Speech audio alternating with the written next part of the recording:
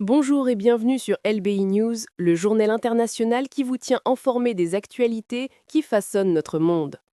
Nous commencions cette édition du 20 novembre 2025 par les informations majeures qui bouleversent la géopolitique mondiale. Au programme de cette édition, une attaque russe meurtrière en Ukraine, l'approbation du plan de paix de Trump à Gaza, la situation critique en Haïti et les développements en Afrique de l'Ouest. Restez avec nous. Ukraine, 476 drones russes, 26 civils tués à Ternopil.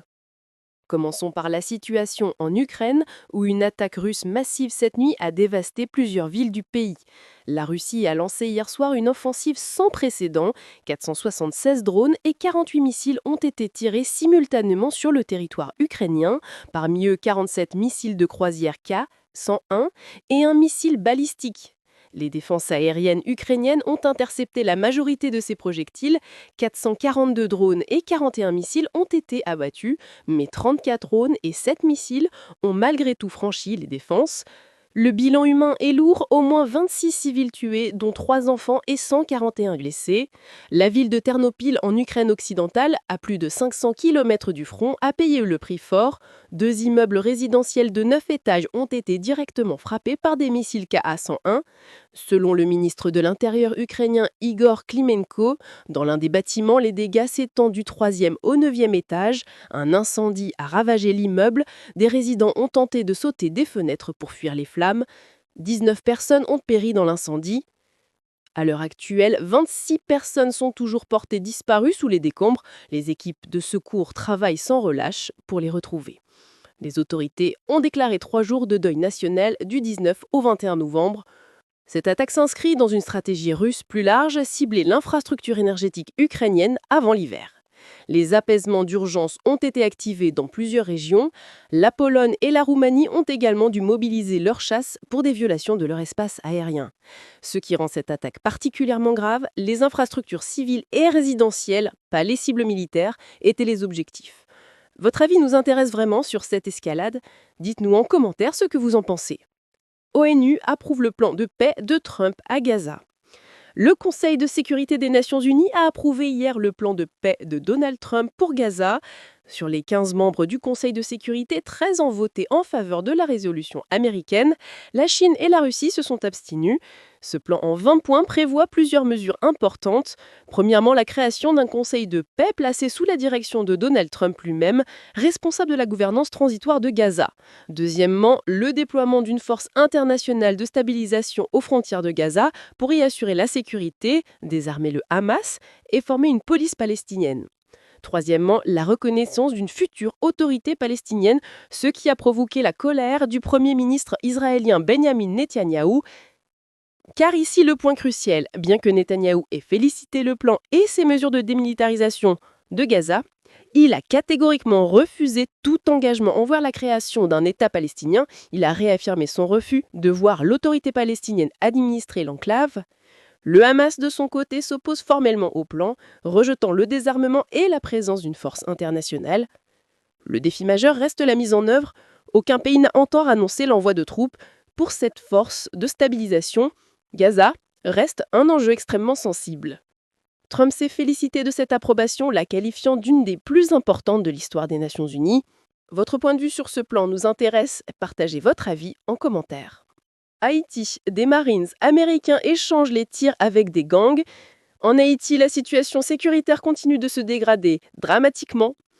Le 13 novembre, des Marines américains stationnés à l'ambassade américaine ont échangé des tirs avec des suspects membres de la gang Alliance Vivre Ensemble, qui contrôle actuellement plus de 80% de Port-au-Prince. Aucun marine n'a été blessé lors de l'incident, mais cet échange symbolise la gravité de la crise en Haïti. Les chiffres sont alarmants, 4200 personnes tuées dans une violence liée aux gangs, 1,3 million de personnes déplacées. 82% des prisonniers attendent procès, 52 décès en 3 mois seulement dans les prisons. Les élections présidentielles sont prévues pour le 30 août 2026, mais la situation actuelle les met en grave péril. Le département d'État américain maintient un avis de voyage de niveau 4 pour Haïti, le plus élevé, citant les enlèvements, la criminalité et les troubles civils. Nous voulons connaître votre avis sur la situation haïtienne. Dites-nous en commentaire ce que vous en pensez. Afrique de l'Ouest, le terrorisme du Sahel s'intensifie dramatiquement. En Afrique de l'Ouest, la menace terroriste atteint des niveaux sans précédent. Selon un rapport de l'ONU datant de novembre 2025, la région connaît une escalade alarmante. En 2025 seule, la région a enregistré plus de 450 attaques terroristes, au moins 1900 décès, des millions de personnes déplacées. Les principaux acteurs de cette violence sont Boko Haram au Nigeria, l'État islamique du Grand Sahara et diverses branches d'Al-Qaïda opérant dans la région. Les pays les plus affectés sont le Nigeria, le Burkina Faso, le Mali, le Niger et le Sénégal. Ce qui inquiète les analystes internationaux, c'est la situation s'aggrave, pas s'améliore. Les groupes terroristes gagnent du terrain, recrutent massivement et coordonnent des attaques de plus en plus complexes. L'impact humanitaire est dévastateur, des millions de civils sont forcés de quitter leur foyer. Les infrastructures de santé et d'éducation s'effondrent. Les gouvernements régionaux, avec un soutien international limité, luttent pour regagner le contrôle.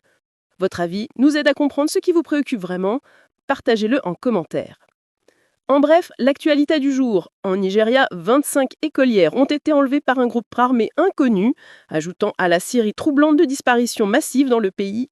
Au Bangladesh, l'ex-première ministre Sheikh Hasina a été condamnée à mort pour contumace par une cour spéciale pour crimes contre l'humanité. Aux États-Unis, le président Trump a annoncé la vente de jets F-35 à l'Arabie Saoudite, une décision diplomatique majeure marquant un rapprochement dans les relations US-Moyen-Orient.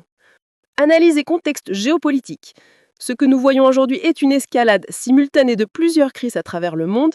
En Ukraine, la Russie intensifie ses attaques contre les civils. Au Moyen-Orient, les tentatives de paix avancent, mais restent fragiles.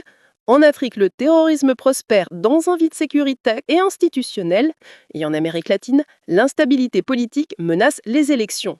Ce qui unit ces crises, l'absence de stabilité internationale et la compétition géopolitique entre puissances mondiales. Les civils en paient le prix.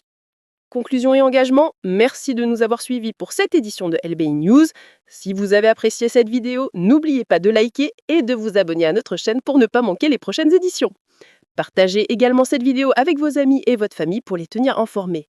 Mais surtout, ce qui nous intéresse vraiment, c'est votre avis. Laissez-moi un commentaire et dites-moi ce que vous pensez de ces actualités. C'est grâce à vos commentaires que nous comprenons mieux ce qui vous préoccupe et ce que vous souhaitez suivre. Nous vous donnons rendez-vous demain pour une nouvelle édition de LBI News. Merci de votre soutien et à demain.